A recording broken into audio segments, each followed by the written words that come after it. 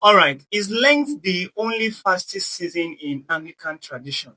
Most people assume yes. Once Lent is over, fasting is over, right? But not exactly. Historically, Anglicanism inherits a much broader fasting discipline from the early church.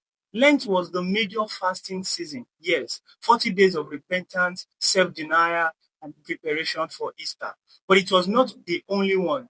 The Book of Common Prayer actually lists several days marked for fasting and abstinence. Fridays throughout the year were traditionally observed as day of abstinence in remembrance of Christ's crucifixion, not just Good Friday. Every Friday carried that memory.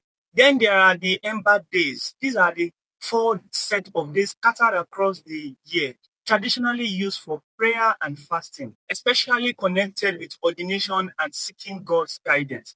There are also rogation days just before ascension, historically marked by prayer, repentance, and sometimes fasting, asking God's blessing on the land and the work of the people. Even the vigils before major feast days were once observed with some levels of fasting or spiritual preparation. So Lent was central, but it was part of our whole reading. What happens to our traditions today?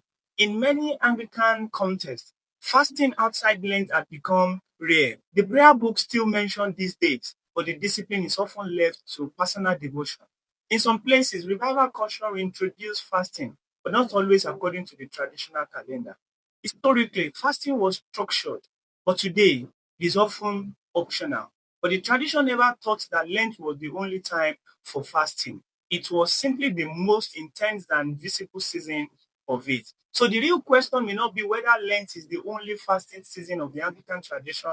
The question may be whether we have quietly forgotten the fuller rhythm of discipline that once shaped Anglican spirituality.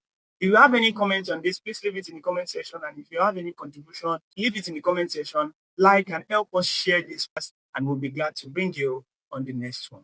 God bless.